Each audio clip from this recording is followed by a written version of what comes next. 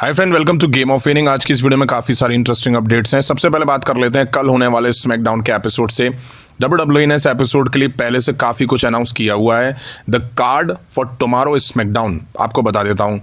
Drew McIntyre हमें दिखने वाले हैं आने वाले इस स्मैकडाउन के एपिसोड में। अब पता नहीं लास्ट वीक की तरह इस वीक भी उनमें मार पड़ती हुई दिखाई देगी या वो मार देते हुए दिखाई देंगे। वहीं रे फिनिक्स वर्सेस ट्रिक विलियम के बीच हमें एक मैच देखने को मिलेगा। Jade Cargill versus Jordan grace के बीच वुमेन्स टाइटल को लेकर के मैच दिखेगा।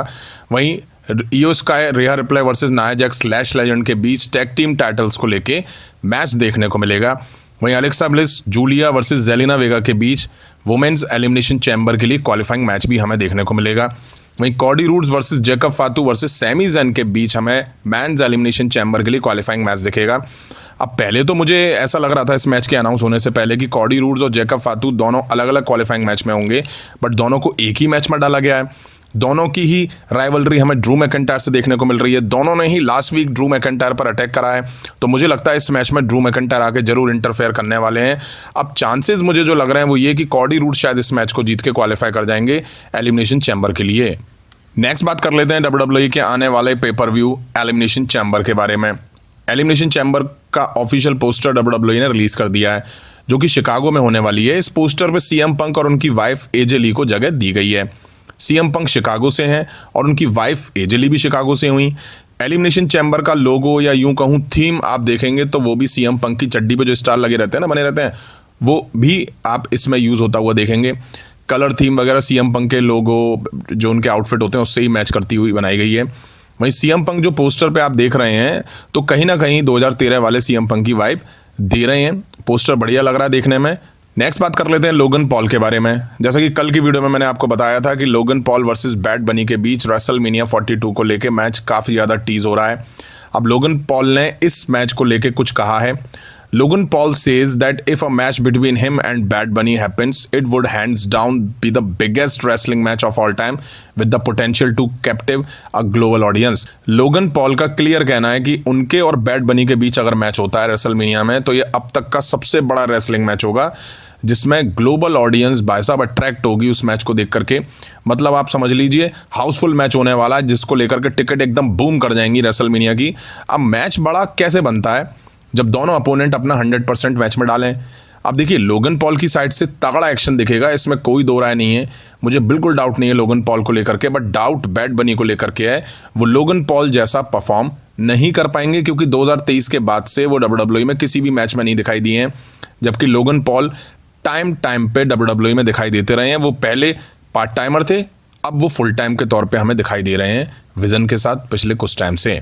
नेक्स्ट बात कर लेते हैं रेसलमेनिया 42 के लो टिकट सेल के बारे में, जिसको लेके एक अपडेट सामने आ रही है।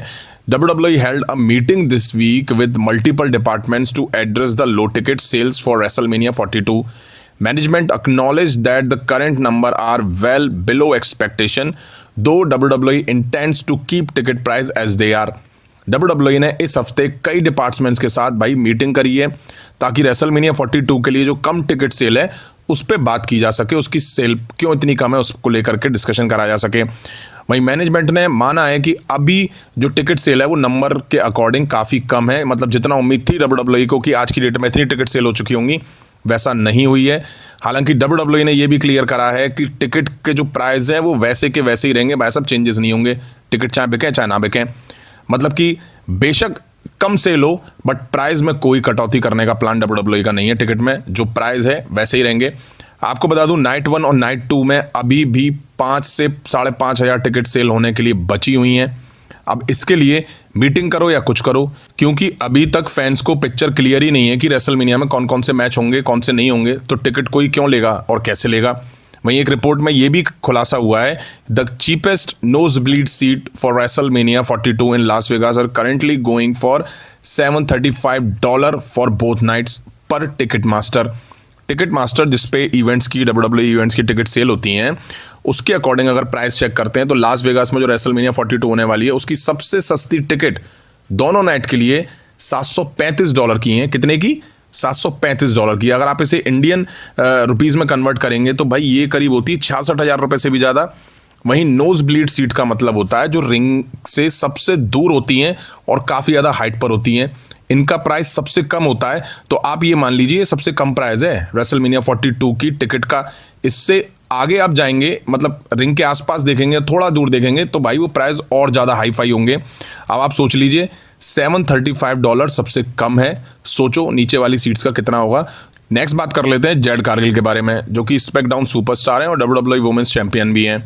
रेसलमेनिया 42 को लेके इनके कुछ प्लान सामने आ रहे हैं। WWE has not yet decide on the direction for Jade Cargill's title defence at WrestleMania 42.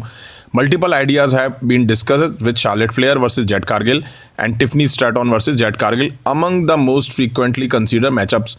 WWE ने अभी तक रेसलमेनिया 42 में जेड कारगिल के टाइटल डिफेंस का जो डायरेक्शन है वो डिसाइड नहीं कर पाई। अभी तक डिस्कशन ही चल रहा है। कई आइडिया पिचेज हुए हैं, जिसमें Charlotte Flair versus Jade Cargill और Tiffany Stratton versus Jade Cargill, इन दोनों मैचों के बारे में सबसे ज़्यादा सोचा जा रहा है। अब आपको बता दूं, जेड कारगिल को आज की डेट में 103 डेज यानी कि 103 दिन हो चुके हैं as a champion. Tiffany Stratton को हरा के जेड कारगिल चैंपियन बनी थी और उनका ये टाइटल रेन बहुत ही वाहियात रहा है। मतलब कि इतना वाहियात रहा है कि भाई ये वर्ड भी छोटा है मेरे लिए, और बड़े वर्ड्स लेकर आओ, उससे डिफाइन करो जेड कारगिल के टाइटल रेन को। मुझे लगता है कारगिल को चैंपियन WWE ने इसलिए बनाया था ताकि रेसलमेनिया 42 में Bianca Blair versus Jade Kargil के बीच मैच सेट करा सकें। बट बियांका ब्लेयर की रिकवरी बेहतर नहीं हो पाई है, इसलिए शायद बियांका ब्लेयर रॉयल रंबल में रिटर्न करती हुई नहीं दिखाई दी थी। दिखती तो वो रॉयल रंबल जीत के जेड कारगिल को चैलेंज करती रेसलमेनिया 42 में। अब अगर Jade Cargill versus Tiffany Stratton के बीच मैच दिखना है तो एलिमिनेशन चैम्बर टिफनी स्ट्रैटन जीतेंगी, और अगर Jade Cargill versus Charlotte Flair के बीच मैच होना है तो फिर एलिमिनेशन चैम्बर शार्लेट फ्लेयर जीतेंगी। दोनों ही केस में रेसलमेनिया 42 में जेड कारगिल को टाइटल रिटेन WWE को नहीं कराना चाहिए। वहीं आपको एक और चीज़ बता दूं, इन 103 डेज यानी कि 103 दिन में अभी तक जेड कारगिल ने एक भी टाइटल डिफेंड नहीं करा है, मतलब एक भी मैच उनका टाइटल मैच नहीं दिखा है। हाँ, लाइव शोज में और ऑफ टीवी में बहुत सारे 5 मैचेस दिखाई दिए हैं। वहीं टीवी पे ऑन स्क्रीन किसी भी प्रीमियम लाइव इवेंट में, वीकली शो में उन्होंने अपना टाइटल डिफेंड नहीं करा है। अब आप अंदाजा लगा लीजिए कि 103 दिन में एक भी टाइटल डिफेंड नहीं है। तो मैं तो रेसलमेनिया 42 के लिए बहुत बढ़िया आइडिया देता हूं जेड कारगिल के लिए कि भाई रेसलमेनिया में भी उनसे टाइटल डिफेंड मत ही कराओ तो ज़्यादा अच्छा रहेगा। नेक्स्ट बात कर लेते हैं ब्रॉक लेसनर के रेसलमेनिया 42 के मैच के बारे में। जैसा कि मैंने कल की वीडियो में आपको बताया था कि ब्रॉक लेसनर एलिमिनेशन चैम्बर से पहले वाले रॉ के एपिसोड में रिटर्न करने वाले हैं। वहीं अब ब्रॉक लेसनर के रेसलमेनिया 42 मैच को लेकर के कुछ चीज़ें सामने आई हैं, पर Body Slam Plus there have been internal discussion about a potential match between Oba Femi and Brock Lesnar at WrestleMania 42 in Las Vegas. Body Slam Plus के अकॉर्डिंग माने उनकी तो लास वेगास में रेसलमेनिया 42 में ओबा फेमी और ब्रॉक लेसनर के बीच match को लेकर के इंटरनल डिस्कशन चल रहा है। आपको बता दूं, मिड फरवरी 2026 में हम आ चुके हैं और अभी तक ये डिस्कशन ही कर रहे हैं बस। वैसे ही इन दोनों के बीच 30 मैच रॉयल रंबल मैच के दौरान कन्फ्रंटेशन भी हुआ था। दोनों ने एक दूसरे के सामने अपनी पावर दिखाई थी। ब्रॉक लेसनर ने ओबा फेमी को शानदार सुप्लेक्स भी दी थी। तो ये शायद से मैच ब्रॉक लेसनर का हमें होता हुआ दिखाई दे सकता है। आपको ये भी याद होगा, नहीं याद है तो याद दिला देता हूँ, इससे पहले ब्रॉक लेसनर वर्सेस गंथर के बीच भी ऐसे ही मैचेस काफ़ी बार टीजेस हुए हैं, बट आज तक वो मैच हमें देखने को मिला नहीं है। अब देखना ये होगा कि ब्रॉक लेसनर और ओबा फेमी के बीच मैच दिखता है या नहीं दिखता है। वैसे चांसेस हैं मुझे कि ये मैच दिख सकता है, क्योंकि इसके अलावा ब्रॉक लेसनर को लेकर WWE के पास कोई प्लान्स होंगे भी नहीं। तो फ्रेंड, ये थी WWE से रिलेटेड कुछ इंटरेस्टिंग अपडेट्स। उम्मीद है वीडियो आप सभी ने यहाँ तक देखी होगी। देखिए, लाइक नहीं करी तो लाइक करें, चैनल पर नहीं तो चैनल को सब्सक्राइब करें। मिलता हूँ जल्दी नेक्स्ट वीडियो में। Thank you.